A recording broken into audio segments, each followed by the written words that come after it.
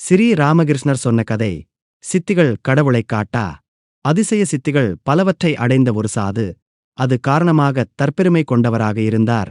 என்றாலும் அவர் நல்ல குணமுடையவராயும் தவசியாயும் இருந்தபடியால் அவரை நல்வழிப்படுத்தக் கருதிய ஈசுவரன் ஒரு சந்நியாசி வேஷத்துடன் அவர் முன் வந்து, சுவாமி, தாங்கள் அநேகம் சித்திகளை அடைந்திருக்கிறதாக கேள்விப்பட்டேன் என்றார். வந்த சந்நியாசியை மரியாதையுடன் வரவேற்று உட்காரும்படி சொன்னார் சாது. அத்தருணத்தில் அங்கு யானையொன்று வந்தது. சந்நியாசி சாதுவை பார்த்து, சுவாமி, அந்த யானையைக் கொல்ல முடியுமா என்று கேட்டார். முடியும் என்று சாது சொல்லி ஒரு பிடி மண்ணை எடுத்து மந்திரித்து யானையின் மேல் எறிந்தார். உடனே அந்த யானை வேதனைப்பட்டு விழுந்து உயிரிழந்தது.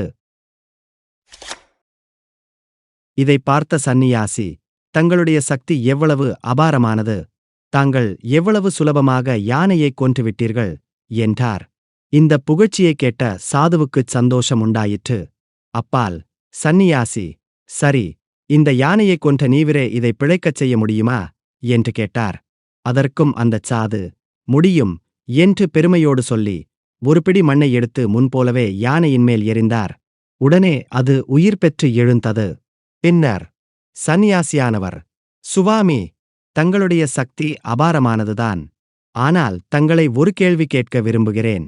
இப்போது தாங்கள் யானையைக் கொன்று மறுபடியும் அதை பிழைப்பூட்டினீர்கள். ஆயினும் அதனால் தங்களுக்கு உண்டான பயன் யாது? அது தங்களுக்கு எப்படிப்பட்ட ஆத்மிக முன்னேற்றத்தை கொடுத்தது?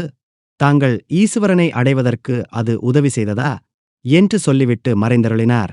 ஆதாரம் 1942 வெளிவந்த ஸ்ரீ ராமகிருஷ்ணர் கதைகள் என்னும் நூல்.